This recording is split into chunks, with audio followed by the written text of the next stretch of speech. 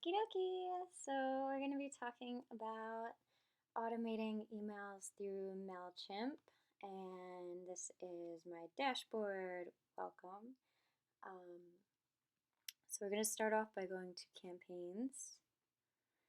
And in order to set up your welcome sequence, you'll first go to create a campaign like you would with any other email. Create an email, except we're going to differentiate by going to automated. And you'll see there's a couple of different options. I mean, if you want to wish people happy birthday, you could do that. If you write blogs and you want to send that out, you can do that too. All good, all dependent on what you want to do. But we're working on welcoming new subscribers, so we'll start here.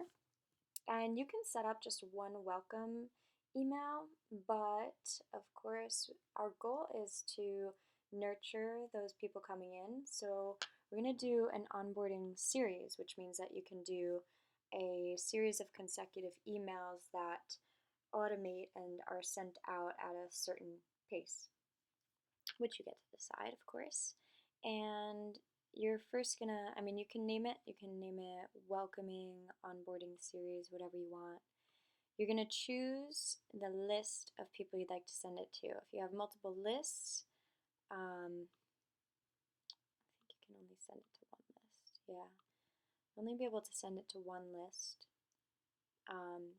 But you can also split your lists up so that the people on your main list are on other smaller lists. But you want to send this to the people on your main list, so when you get new subscribers, they get this sequence of emails.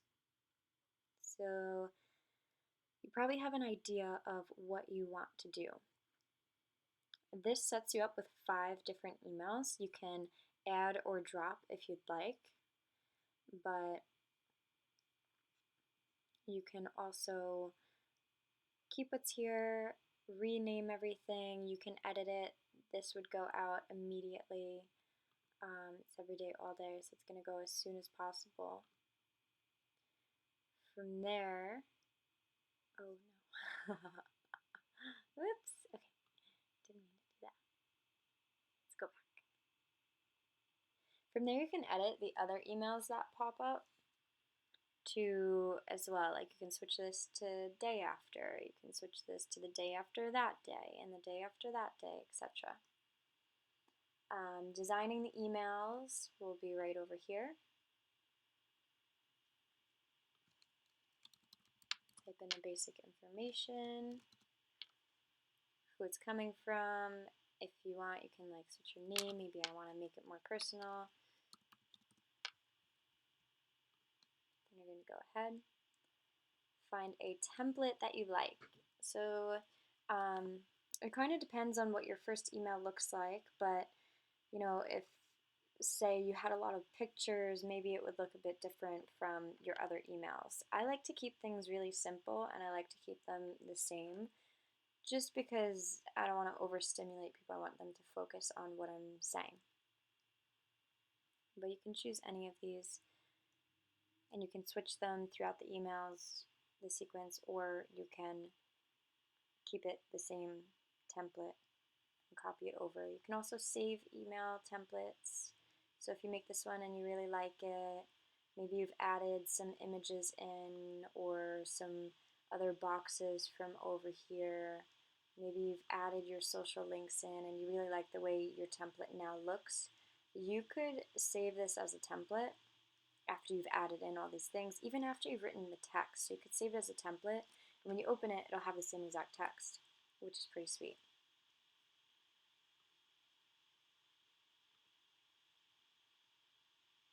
So let's just pretend that I wrote this beautiful email. I'm going to save and continue. Now let's see if it will let me go forward.